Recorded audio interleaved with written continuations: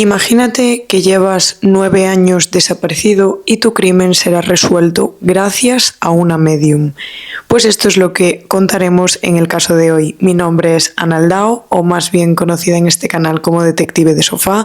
Y antes de comenzar con este caso, quería daros las gracias por la acogida que tuvo el primer vídeo. La verdad, no me lo esperaba.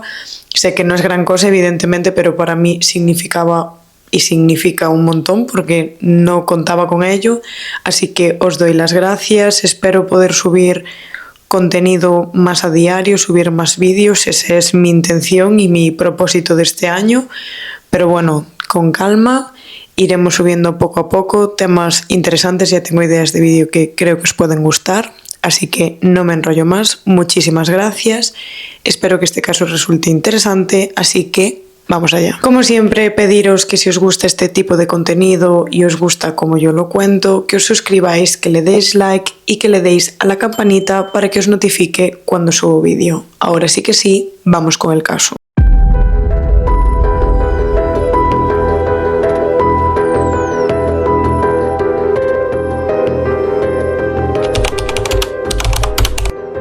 Nos ubicamos en Tortosa, un pequeño municipio de la provincia de Tarragona donde vivía, por desgracia, nuestra protagonista, Antonia Torres. Antonia nació el 15 de marzo de 1958 en Baena, Córdoba.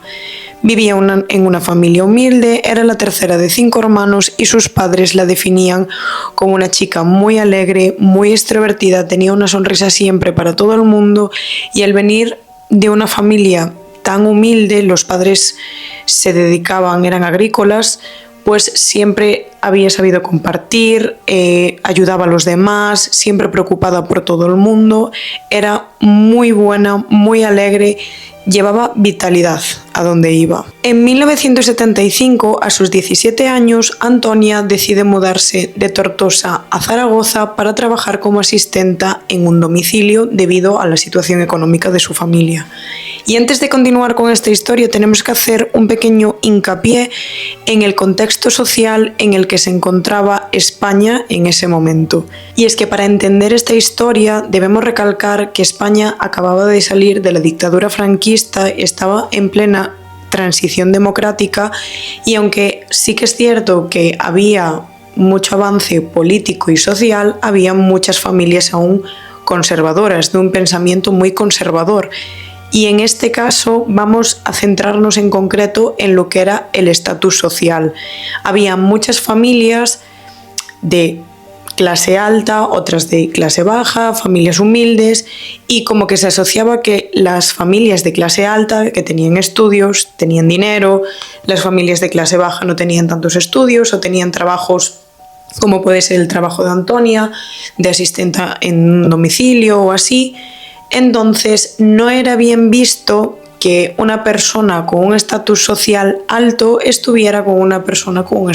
un estatus social bajo, como que los padres no estaban muy de acuerdo, o cualquier persona de la familia, igual no eran en concreto los padres, pero eran los abuelos o quien fuera, esas mentes tan conservadoras no veían bien que una persona de clase alta estuviera con una persona de clase baja, como que tenías que estar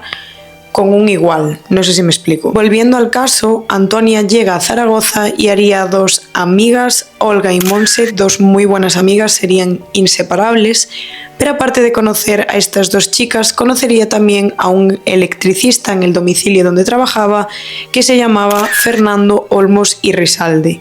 un chico de 18 años que llamaría mucho la atención de Antonia y, tras pasar el tiempo, surgiría el amor entre los dos.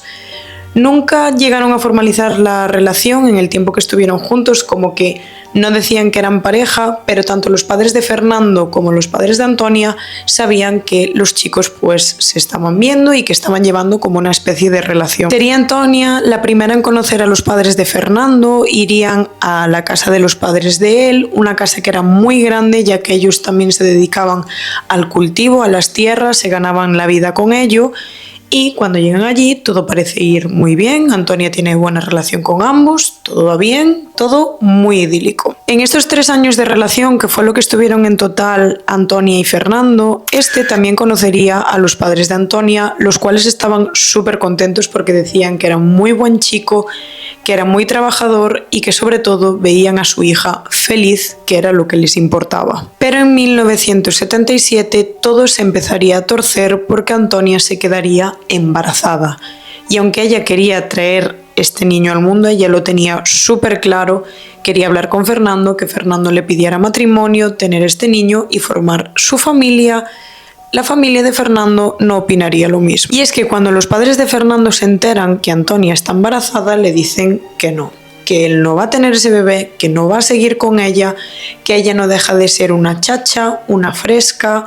que no puede seguir ni con esta persona ni tener a ese niño. Por otro lado, Fernando también tenía la presión de Antonia de: tú te tienes que responsabilizar de este niño, eres su padre y tienes que asumirlo como tal. Y además, en aquella época, aparte de lo que hablamos anteriormente, ser madre soltera estaba muy mal visto, porque se relacionaba a las mujeres con que si eras madre soltera, que eras una fresca, que eras una mujer fácil, que eras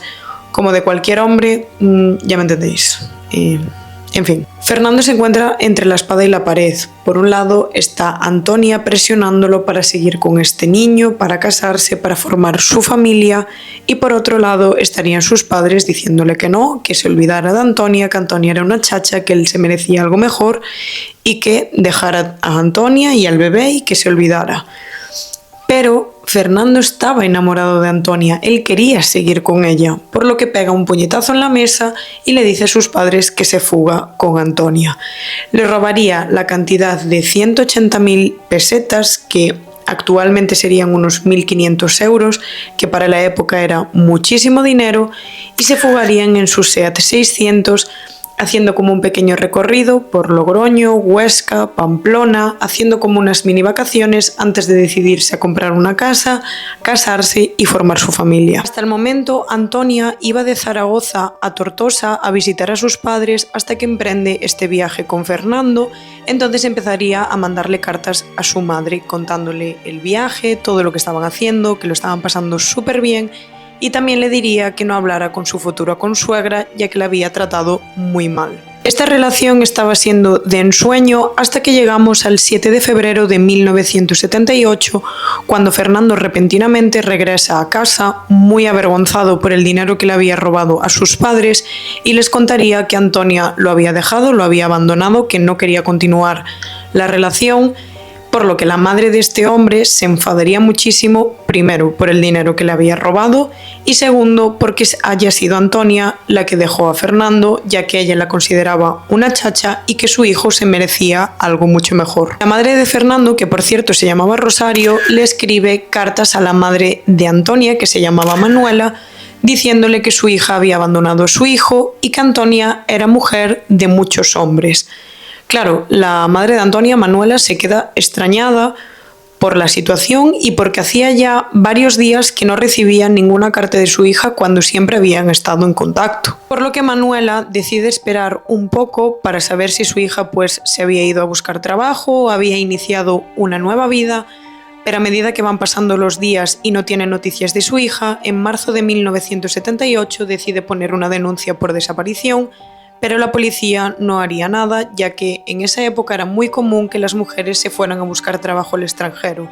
por lo que le piden a Manuela un poco de paciencia, a ver si Antonia de alguna manera se pone en contacto con ella. La familia de Antonia la busca durante años y se gastan el poco dinero que tenían en enviar fotos de su hija. De hecho, mandarían fotos a revistas del corazón muy importantes, como podía ser la revista Pronto, y obtendrían algunas pistas de gente que decía haberla visto en Andorra, otra gente que decía haberla visto en Valencia, y con el poco dinero que tenían, porque recordemos que esta familia era de un origen muy humilde, se movilizaban hasta estos lugares, pero no obtendrían ninguna pista ni ningún resultado de dónde se encontraba Antonia. Va pasando el tiempo tanto tiempo que ya habían pasado 9 años y la familia empezaba a desesperarse. Manuela, la madre, nunca se rindió, siguió buscando a su hija por todos lados, pero sí que es cierto que al final, al ser tantos años, el desgaste emocional es muy heavy, los ánimos no estaban en lo más alto, pero como último recurso, Manuela decide llamar a una radio local, a una radio catalana, donde había un programa que se llamaba El teléfono del más allá para contactar con una medium. Manuela llama varias veces a este programa sin obtener respuesta, hasta que un buen día le cogen el teléfono y contaría su historia en antena. Lo que contó fue que su hija llevaba 10 años desaparecida, que sí que hubiera alguna pista de algún paradero, que la habían visto en varios lugares, pero que esto se había quedado en nada y quería saber qué le había pasado a Antonia, dónde estaba Antonia. En ese momento, la medium se queda callada durante unos segundos y le dice textualmente: Manuela, tu hija no lleva 10 años desaparecida, tu hija lleva 9 años desaparecida. Por lo que Manuela se queda atónita, ya que le dijo aposta a la medium que su hija llevaba desaparecida 10 años para saber si la estaba engañando, si se podía fiar de la medium, y se quedó asombrada. La medium dice sentir un frío helador que le atraviesa la columna y siente una presencia. Tira las cartas y de una manera muy impulsiva, sin pensar, le dice a Manuela: a tu hija le han quitado la vida. La madre de la joven se queda unos segundos callada, evidentemente afectada por la situación, porque no se esperaba que se lo dijera de una manera tan brusca y que fuera a ser así, pero ella en el fondo sabía que eso era lo que había pasado, que había sido la realidad y lo que tenía que asumir. La medium le diría a Manuela que esperara que acabara el programa, que no colgara el teléfono, que hablaría con ella en privado, y es así. Hablan y la medium le comenta que conoce a un investigador privado que puede ayudarla con su caso. La madre de la joven, muy agradecida, le dice que no puede permitírselo ya por la situación económica que tiene su familia, que no puede, pero la medium insiste y le dice: llama igualmente, cuéntale tu caso y a ver qué te dice. Jorge Colomar era un investigador privado con una carrera muy importante, bastante exitosa, y colaboraba en la radio donde trabajaba la medium. Efectivamente, la madre de la joven se pone en contacto con este investigador privado y este le dice que no se preocupe por el dinero, que quiere investigar el caso igual. Por lo que Colomar revisa todos los informes y todas las pistas que se tienen hasta ese momento, por lo que vamos a hacer un resumen de toda la información que se tenía hasta ese punto. Sabemos que en 1978 Antonia desaparece, que mantenía una relación con Fernando Olmos y que su última comunicación con su familia había sido en el mes de febrero.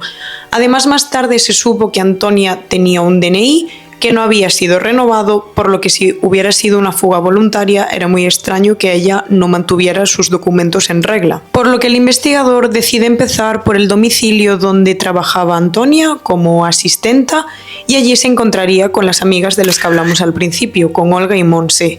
Estas le contarían que eran íntimas, que se llevaban súper bien, que de hecho la habían acompañado a la prueba ginecológica donde se enteró que estaba embarazada, y ahí sabría que cuando Antonia se fue con Fernando, ella estaba embarazada de 3 meses y que se habían ido a hacer su vida, a formar su familia, casarse y criar a este niño. De hecho, Olga le comentaría a Colomar que Antonia en una ocasión le había dicho que si ella y Fernando lo llegaban a dejar o que si Fernando la dejaba, que lo quería tanto que se quitaría la vida. Monse también hablaría con el investigador y le contaría que en una ocasión Antonia le contó que ella y Fernando se encontraban en un paraje donde había un acantilado, que habían tenido una discusión muy fuerte y que sintió que Fernando la iba a tirar por el acantilado, que no había pasado nada evidentemente y que al final todo fuera bien, pero sí que tuvo esa sensación. Al escuchar esto, Olga intervino otra vez en la conversación y le comentaría a Colomar que en una ocasión Antonia estaba muy nerviosa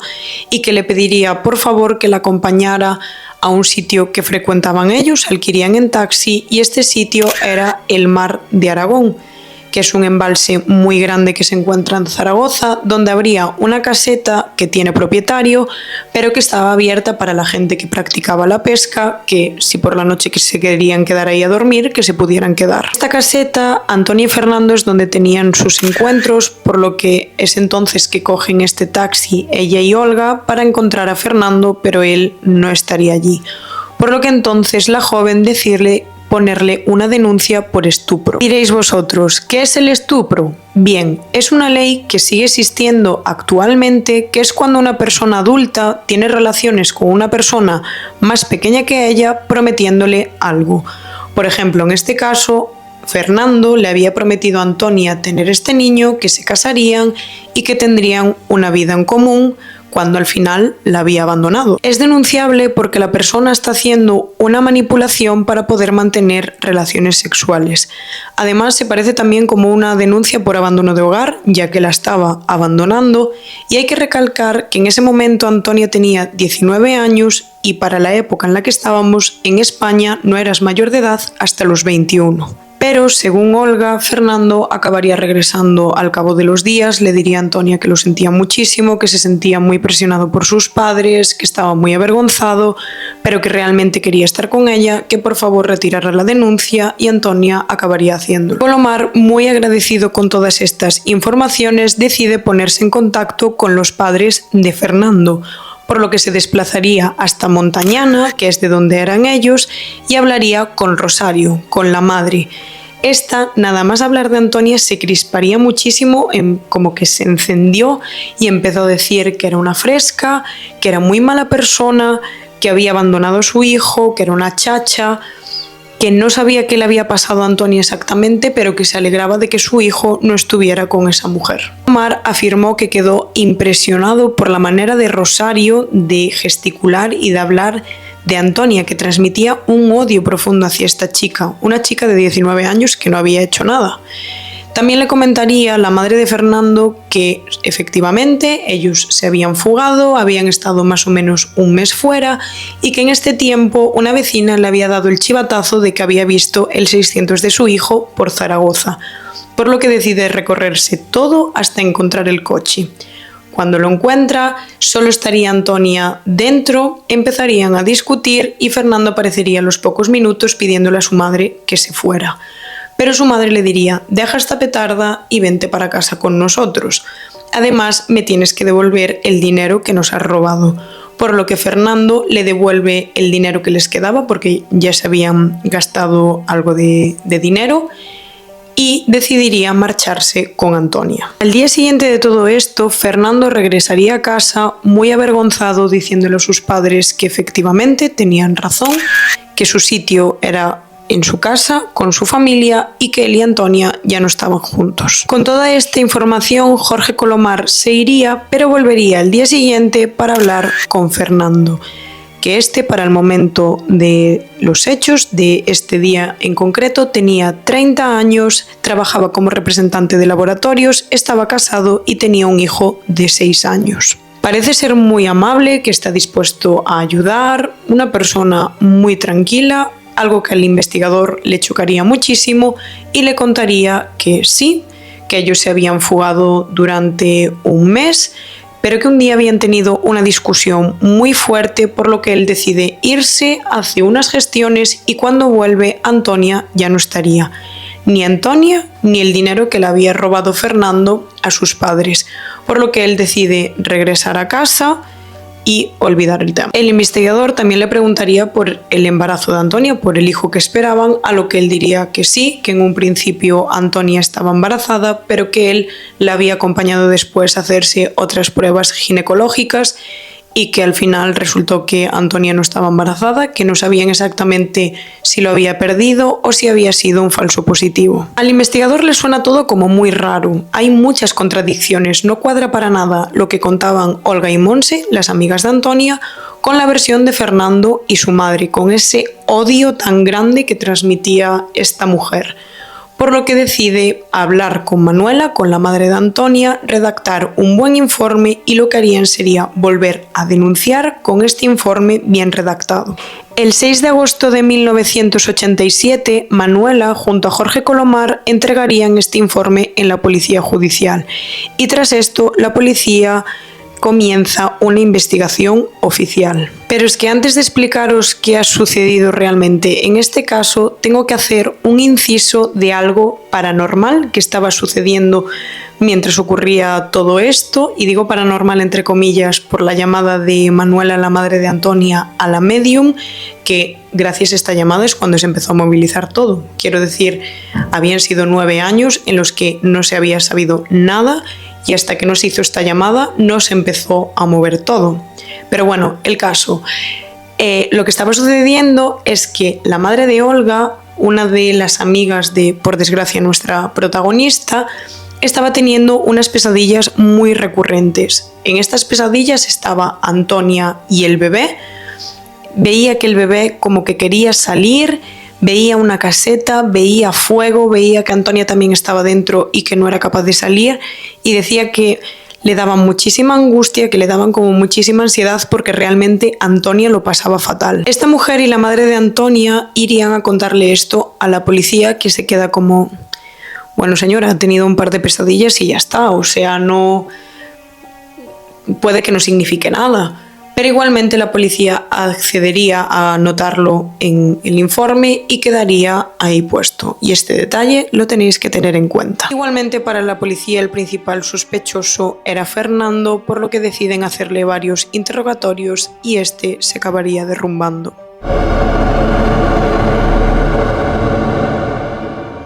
Efectivamente, Fernando les diría que sí, que les había mentido, que había pasado algo que no lo dejaba dormir por las noches y que en el fondo estaba deseando, llevaba mucho tiempo deseando que llegara ese momento de hablar con la policía, y contaría que realmente Antonia no quería tener el bebé y que quería que la llevara a Zaragoza Centro porque conocía una señora que realizaba una técnica para poner fin a un embarazo. La dejaría allí, Fernando la recogería más tarde en el 600 y llevaría unas pastillas recetadas por esta mujer, unas para la infección y otras para el dolor. Antonia le pide a Fernando que la deje en casa de sus padres, pero en este trayecto Antonia tendría una hemorragia muy grande. Fernando no sabía qué hacer, se asusta muchísimo y entonces decide ir a la caseta que se encontraba en el Mar de Aragón, donde ellos iban habitualmente, a ver si de alguna manera podía cesar esta hemorragia. Pero esta hemorragia seguía. Fernando se dio cuenta de que no había mucho que hacer porque Antonia apenas respiraba y la sostuvo en sus brazos hasta de que se dio cuenta de que Antonia no tenía vida. En un ataque de pánico, Fernando decide dejar el cuerpo de Antonia en la caseta, a la que después le prendería fuego. Y aquí es donde viene el detalle que os dije que teníais que tener en cuenta, y os tengo que comentar algo que se me había olvidado antes. No sé si recordáis que habíamos hablado de que la madre de Olga, la amiga de Antonia, estaba teniendo unas pesadillas muy recurrentes con Antonia, el bebé, una caseta, fuego. Bien, pues esta caseta que ella veía en el sueño sabía que tenía 2 puertas. Y lo que llamaría la atención es que la caseta donde Fernando y Antonia tenían los encuentros también tenía 2 puertas, por lo que la policía va hasta allí y se da cuenta de que esta caseta está completamente reformada. Llamarían al propietario y le diría que efectivamente estaba reformada porque esta caseta había sufrido un incendio, por lo que hasta ahora la versión que había dado Fernando era cierta y coincidía con el sueño de la madre de Olga. El dueño de la caseta le diría a la policía que los restos del antiguo los había tirado en un vertedero que había al lado, que no era un vertedero como tal, sino que un sitio donde se tiraba algo de basura, ya que se había encontrado objetos random y además que se había encontrado muchos huesos de animales. Por otro lado, la policía buscaría el 600 de Fernando, que había vendido a un amigo de un amigo, había pasado por varias manos y se acabarían enterando que al coche se le cambió varias veces la tapicería, pero justo al asiento del copiloto no. Por lo que entonces buscan restos de sangre en las costuras, en los recovecos del asiento, ya que antiguamente no había pruebas como por ejemplo el luminol, que es un químico que se echa en una escena de un crimen y luego con una luz ultravioleta, si no me equivoco, se ven las manchas de sangre que no se ven a simple vista, pero antes estas cosas no las había, por lo que tenían que buscar visualmente, aunque yendo muy a las costuras, recovecos y así, pero era la manera que tenían. Igualmente se veía que era un coche que se había cuidado muchísimo, estaba en muy buen estado y ese asiento no tenía absolutamente ningún rastro de sangre. Para la policía esto solo era una confirmación de que Fernando era muy sospechoso. Por eso fueron hasta el vertedero y con una pala y unos pinceles fueron sacando poco a poco todos los restos que había de la antigua caseta, que tenéis que saber que este trabajo para la policía de esta época era muy complejo, ya que iban con una pala, con el pincel, con cada pieza limpiándola poquito a poco, porque además al estar calcinado se podía romper con muchísima facilidad. Y volvemos a lo de antes, la policía no tiene los medios que tiene la policía de ahora, no había pruebas que facilitaran ese trabajo, o sea que la verdad esta investigación muy bien. Y es que este registro tendría mucho éxito porque la policía encontraría una toquilla lila de lana que Olga y Monse confirmarían que era de Antonia. También se había encontrado un neceser de maquillaje que pertenecía a la joven y a mayores de todo esto se encontrarían 30 huesos, entre costillas, vértebras y así, pero las vértebras darían el dato clave, ya que Antonia padecía de problemas de espaldas, se quejaba muchísimo, en concreto de una zona,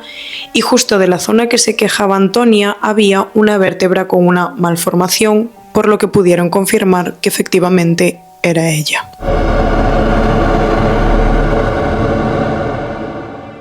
Pero todo daría un giro cuando encuentran un último hueso, y es que encontrarían el parietal derecho, es decir, una parte del cráneo, con un agujero de bala. El apartado de balística de la policía de Zaragoza diría que es un calibre 22, que es un calibre muy pequeño, pero que si se dispara desde muy corta distancia es mortal de necesidad. Con todo esto y tras la confirmación de los forenses de que se trataba de una mujer joven que había sido ejecutada, la policía le presenta todas las pruebas a Fernando y este se derrumba por completo. Fernando empieza a contar que efectivamente todo iba genial, que incluso sus padres aceptaban esa relación porque realmente pensaban que era una relación pasajera, que no se iban a casar, pero que cuando Antonia queda embarazada, los padres le empiezan a presionar con que no puede estar con ella y todo lo que ya sabemos, pero también que Antonia lo presionaría porque tendría que hacerse cargo de su hijo y que si no lo denunciaría otra vez por estupro. Justo un mes antes de lo sucedido, Fernando había comprado una carabina, que es un arma de fuego similar al fusil, pero generalmente más corta y con menor potencia de fuego, y aunque la había comprado para otras cosas, siempre la llevaba encima. En fin. El día que Antonia desaparece, dice que habían ido a la caseta del Mar de Aragón, que habían tenido otra discusión muy fuerte y que esta finalizó con Antonia diciéndole: pues ahí te quedas. Coge, se levanta y Fernando, lleno de ira, espera a que Antonia se separe unos pocos metros, saca la carabina y dispara. Después contaría lo mismo que dio en la primera versión, que cogió el cuerpo de Antonia, lo metió en la caseta y le prendió fuego. El 3 de abril de 1989, en el juzgado de la segunda sala de lo penal de la Audiencia Territorial de Zaragoza, comienza el juicio de Fernando Olmos por quitarle la vida a Antonia. 10 años después, su familia tendría justicia y todo por una llamada a una médium. La investigación llevaba 9 años parada, no se sabía absolutamente nada de ella, que sí, que la habían visto aquí, allí, pero la familia se había desplazado hasta estos lugares, no se había encontrado nada, no tenían noticias y todo por esa llamada fue cuando Jorge Colomar recogió toda la información, se le presentó a la policía y la policía hizo una investigación oficial. O sea, me parece una locura que por esa simple llamada se pudiera resolver el caso en tan poco tiempo, porque realmente la investigación llevó años, pero por el hecho de que no se investigó después y no les llevó tanto. El fiscal solicitaba 28 años de prisión, ya que había también varios agravantes, uno de ellos que no había solo acabado con la vida de Antonia, sino también con la vida del bebé que esperaban, que por cierto para el momento de los hechos Antonia ya estaba embarazada de 6 meses. La defensa alegaría que Fernando tenía algún tipo de trastorno mental, hablaban creo que de una esquizofrenia o de un trastorno disociativo, algo así, no puedo deciros el que concretamente porque no he encontrado información, y el juez acabaría aceptando esto. Pero es que este juicio sería muy mediático y muy loco porque cuando le toca declarar a Fernando, este daría una tercera versión. Y es que cuando una persona cambia tanto todo, algo oculta, ¿no? O sea, es un poco raro que des 3 versiones diferentes, pero bueno. Y es que resulta que en esta tercera y última versión, Fernando contaría que él y Antonia habían acordado quitarse la vida los dos y que lo harían de la siguiente manera. Antonia dispararía a Fernando y luego ella se quitaría la vida a ella misma. ¿Qué pasa? Que Antonia no se veía capaz,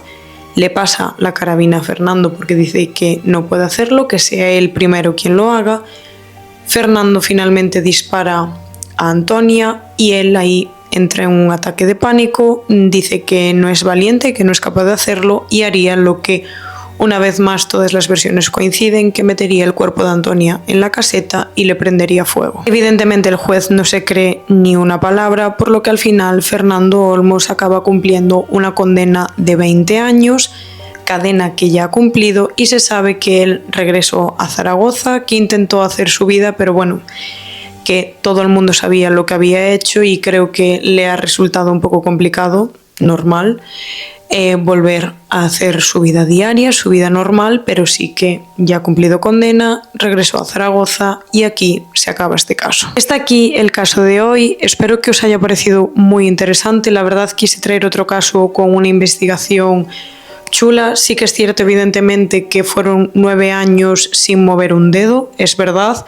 pero al final también quiero pensar que en la época de antes este tipo de denuncias por desaparición no se hacía la investigación ya en el momento que se denuncia, creo que de hecho te mandaban a esperar entre 24 y 48 horas para ver si la persona se ponía en contacto, si sabía algo, lo que fuera. Ahora ya no, las denuncias por desaparición se empieza una investigación al momento, no se espera nada porque las primeras 24 horas son fundamentales. Pero sí que es cierto que me llamó muchísimo la atención que por la llamada a una medium y lo que le dijo la medium a Manuela, la madre de Antonia,